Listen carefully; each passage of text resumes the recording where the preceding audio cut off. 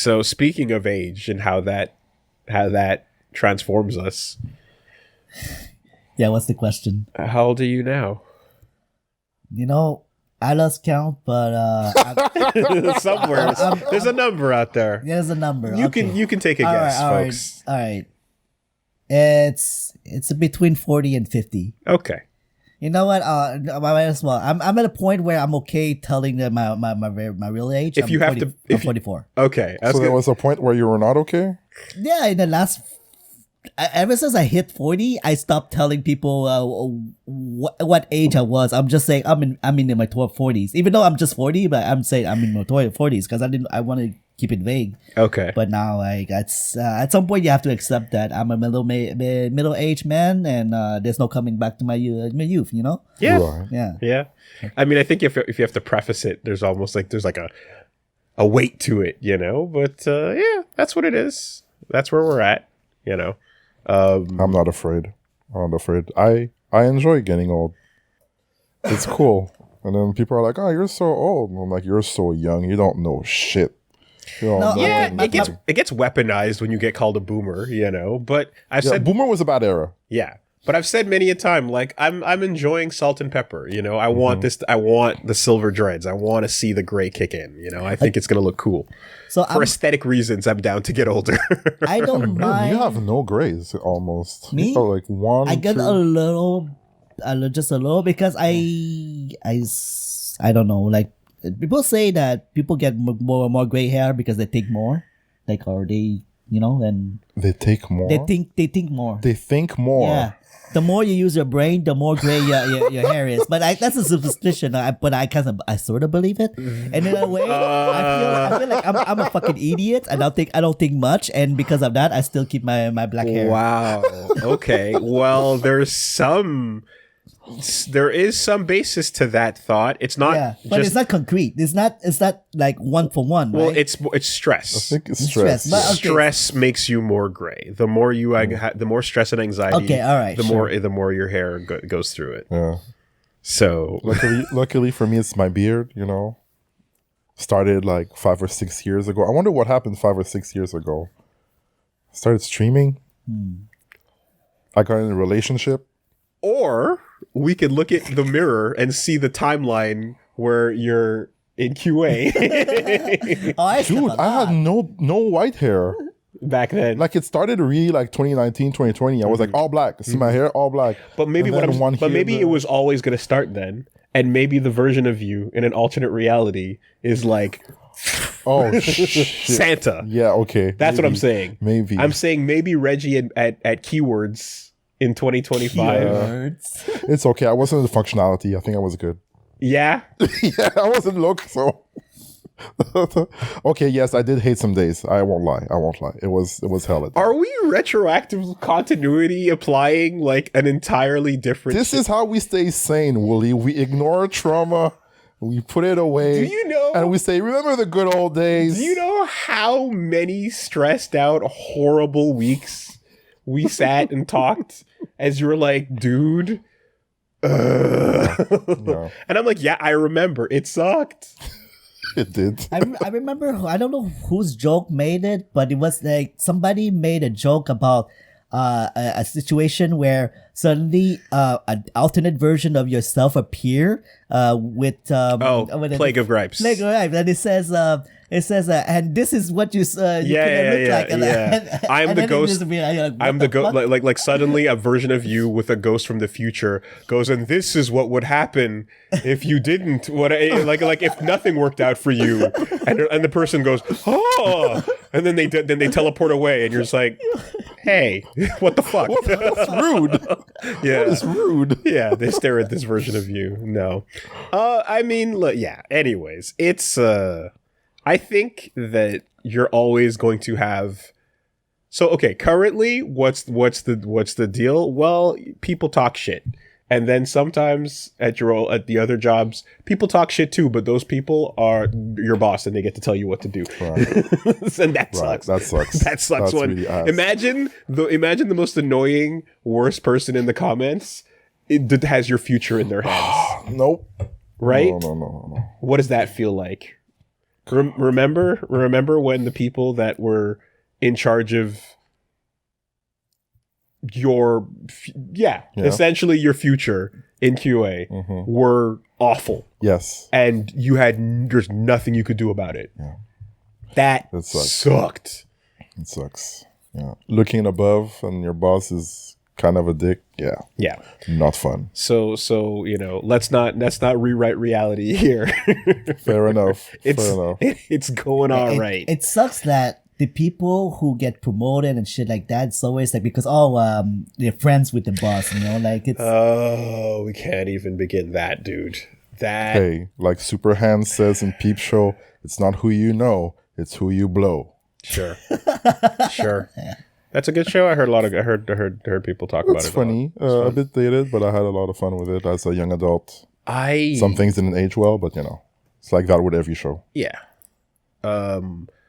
I just have so much resentment for just watching, like, the type of person that would get hired that would, like, you're like, okay, so what you have is zero applicable skills to the job. And I've seen that, and I've seen people that are like, but I'm really eager to learn, and I'm good at applying and applying myself to a new situation with what I've just learned because I want to, get in there. Yeah. Right. And so when we were dealing, especially in compliance, with people that would come along and be like, I don't know how any of this works and I have no preconceived notions, but teach me. And I've seen people become amazing testers with that. Right. So not knowing is totally fine. But I've seen and watched as people that came in had no desire to learn and no ability, but what they did have is the ability to socialize and schmooze, and they knew how to go on smoke breaks with the boss, right, and always be like cracking the right jokes and be there, and like instead of being at your desk doing the work or whatever, when you see the boss going for a coffee, you go let's go, and then you go get a coffee at the same time, and then you time that shit. They're good at being likable, right? And so you really maximize all that, and then sure enough, you're leaving at the same time when the boss is leaving early because you're leaving a little early because they're going out. Oh, right. Oh, wow. They're going to chill, and then suddenly promotions. And that's all it takes. And it's like, at no point do they ever actually learn how to do the job or get good at it or understand it. They just get good at that part, being friends, and like there's the next level. So that exists a lot of places. And then the next level of that type of person are the ones who they do all that. But then when it comes time to like go, hey, so what are you doing? What's your job? What are you bringing here to the table? And what they do is they walk around and they collect data, right? Yeah, and then take criticism. They walk around and you see what other people are up to, and you're like, oh, what's going on over here? And then you get a feel for that. And people tell you what's going on, and then you go to this department, and you go to this group, and then you get all that information, and then you come back, and then when the boss goes, hey, so what's happening? You go, oh, I got all the information, and you just put all the other work that people are doing into a summary that includes you as part of it, where you're like, yeah, so I spoke to this team about this problem, and we agreed that this would be a great solution, right? Oh, you haven't seen it, dude. You haven't seen it. Oh, that's good. Right? That's good. Oh, shit. You walk around and you get all that info, and then, you go on that smoke break, but then you also give a report that's other people's job, but you just inserted yourself in. And no one asked you to go in and do all that, whatever, but you realize that this is how you create value. Yeah. And suddenly you look like an essential part of that team. That's good. You look like you've made some decisions, and people are like, yo, that right there, that's a producer. Yeah, take notes, people. And so you make these diagonal jumps, right? Not vertical, but you jump from where you are to a place you don't belong, and you use other people, you step on their necks to get there. I've watched it happen so many times. It's the most infuriating shit ever because it always works. And like the one major time I saw it fail, it took like 8 years for everyone at the highest levels to catch on to the fact that there's a group of people right beneath you that are the problem. And they would go through rounds of firing everyone below that, searching to fix the problem, and leaving this group of people here in that management level.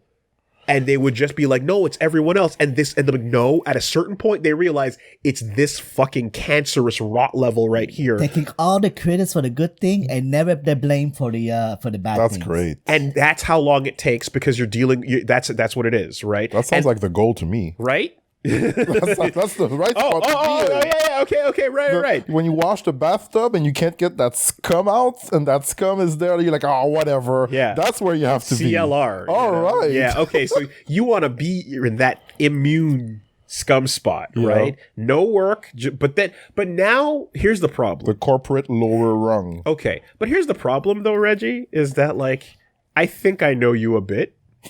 Okay. I think I know myself a bit. What is he going to expose now? I think I know you a bit as well. Okay, sure. I think the reason why we were not those people is because we have to sleep at night.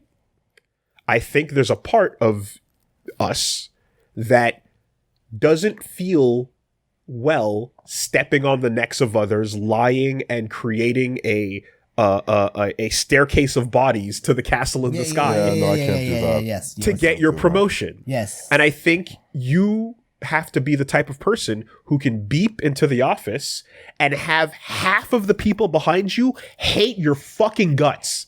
They think you're the worst piece of shit ever, but you don't care. You're immune to that. You have no empathy for anyone that you've stepped on because you just know that I got me mines and I'm getting paid and I'm going out and hanging out with the boss and this is how I move up in the world, right? And if there's any part of you that feels a problem there, you're not cut out. Nope. You're not cut out for it. Not cutthroat enough. That's the thing, right? The people who do this do so easily without any sweat about anyone else that they've stepped on to get there.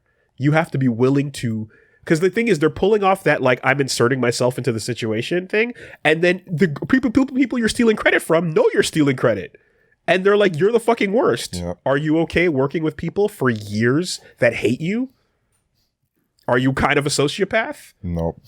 I can't do it. Then it's not going to work. It's not going to happen. Right? You can't have a heart, man. You can't have anything in there. Dog world. It sucks. It sucks. You watch it happen and you're like, oh yeah, the best of the best of the best of those people keep doing that. And then, what is it? Luck is what happens when practice meets opportunity, right? So you keep being that piece of shit. And then eventually people retire, leave, get fired, grope and get, whatever, pulled into the wrong situation. And then, hey, look, you're at the top. And now you're the CEO. Yeah. And all you had to do was sit around and wait for your chance, And now you're the guy that's like, well, I'm a piece of shit. I stepped on everybody to get here and it worked in the end. Therefore, suddenly, every choice I made in the past was the correct one. Everything I did to this point was me of my own making. I earned it. I did the right things. And anyone who wants to smooze on the way up that's kind of like me, come on aboard. Let's go hang out. We're checking out 15 minutes early. We're going to go get lunch, late. But you know what? I enjoy reading stories about the downfalls of these people. Where it's Schadenfreude. It's a huge blow up of like huge downfall because they don't know they got there, and after they got there they got too much ego and they don't listen to other people, and then making all the decision that's bad. But they are too proud or too of themselves that they're not gonna listen to people, and because of that, like they're not listening to good advice, and that's when like the big blowout where they're gonna lose their. It feels delicious when that happens, right? Again, Schadenfreude. It is the you enjoy watching justice occur, right? Back in the day, justice porn was the word people used for these situations, right? It's wonderful, but it does not happen often enough in real life, right? People who are selfish and manipulative make their way through the world and make it to the top, because most people that are conflict averse are going to just be like, I don't want to start shit. And so the person who does want to start shit or has no problem starting shit will just go as far as they can, you know? And a lot of people just don't give resistance to that. And every once in a while they do, but it's not enough to stop them from cutting in traffic, right? Going into the fucking emergency lane, right? Swerving and cutting people off. It's the same idea, right? Think about how being an aggressive driver, Sounds like me. it's dangerous, it's dumb, it puts everyone at risk. But do you get to the place you want to get faster most of the time? Probably. Are you running past 100 people that are like, what a fucking asshole? Yeah. But you are getting there ahead of time because they're like, I'm not going to put myself and everyone else in danger to do what that asshole's doing. And you are going to be, you know, and every once in a while the cops will be there and pull you over for some crazy shit you did. But for the most part, the person driving that way is getting ahead of the line, you know. And I've jumped in an Uber where the Uber driver's doing that. And I'm like, what the fuck? Right? As they're swerving in and out, just doing their thing. And you're like, you know, like, you are somebody who's just playing those odds because most of the time it pays to be willing to cut off somebody, not wait your turn, not loop at a stop sign when everyone has to take one or the other, you know, taking the first napkin. Yeah, no, right? definitely. So it applies in work as it applies on the road, and it applies as it applies in life. Is just not feeling bad, you know, is a superpower that'll get you super far ahead. But every once in a while when it collapses, it's nice. I agree. It just doesn't collapse nearly enough, you know. That's why we have Reddit to read all I of them. suppose you can so. spend a lot of time and be entertained by that. I suppose so. You know, but I mean, shit, man. Like, I'm describing a corporate reality, and like how that applies to like driving.